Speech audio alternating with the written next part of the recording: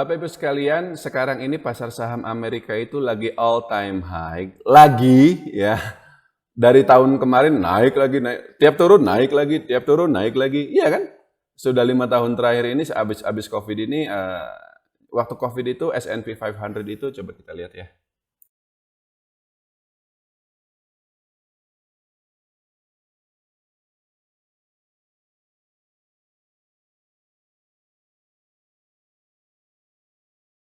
Nah, dalam 5 tahun terakhir, S&P ini sudah naik total 105% ya.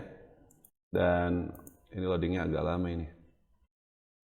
Tapi waktu dulu tahun 2020 itu ya dia masih di 2000-an, 2000, 3000, sekarang udah 6.000 sekian gitu kan.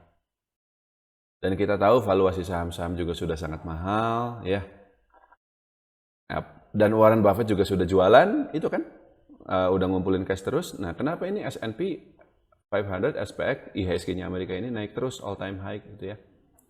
Sebenarnya jawabannya simpel, Pak Christian.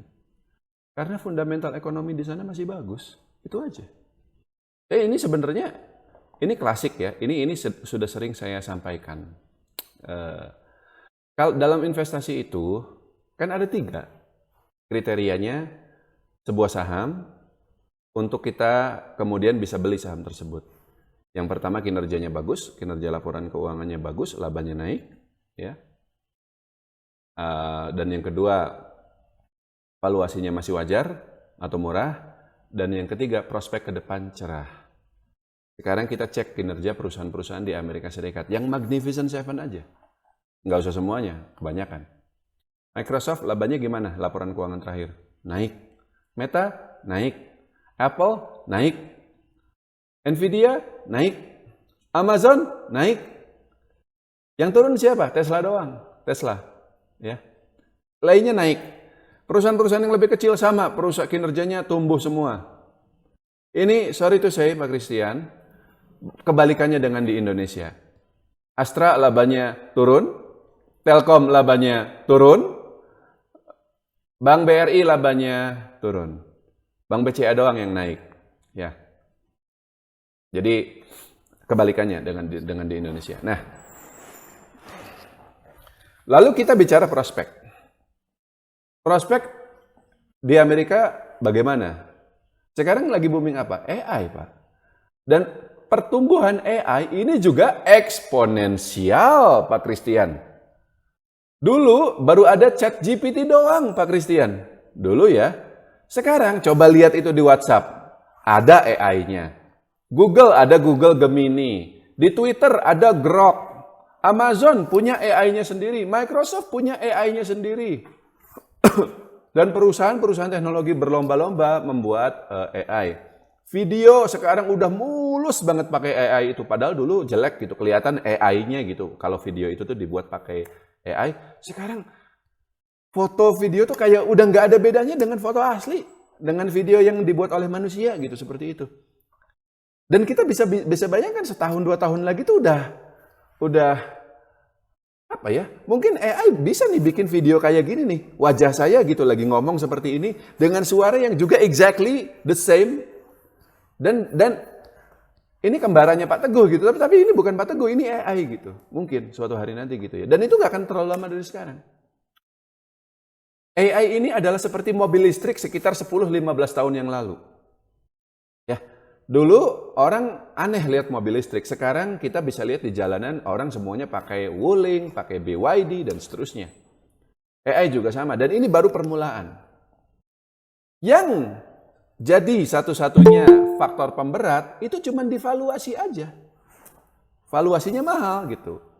Tapi saya sudah ngomong, valuasi ini adalah kriteria paling akhir dari 3 kriteria itu. Nomor 1 fundamental dulu, nomor kedua prospek, ketiga baru valuasi.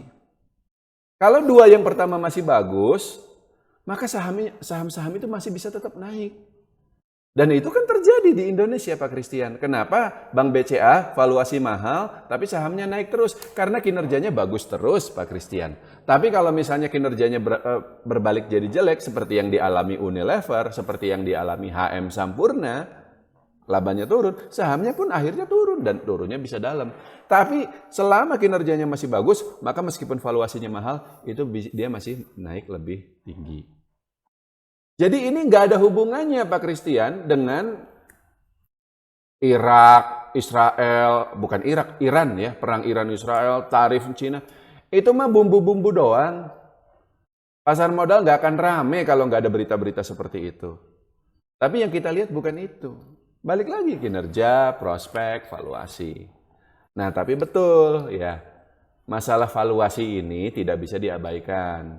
Dan itu pula yang menyebabkan di bulan Maret dan di bulan April kemarin ketika ramai cerita perang tarif China lawan Amerika Serikat, maka SPX turunnya dalam banget kan, cepat banget kan, dari 6.000 itu sampai sempat di bawah 5.000, sempat di bawah 4.700.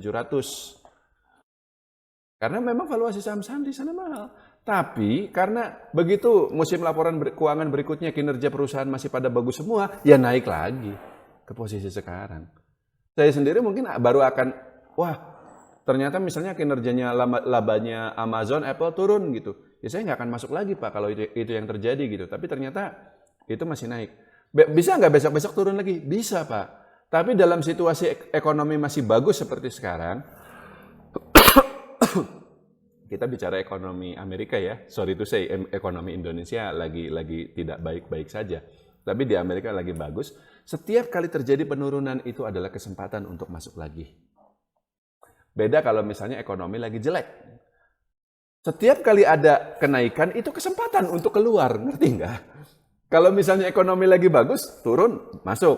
Ekonomi lagi jelek, naik, keluar. Cukup, Pak Christian.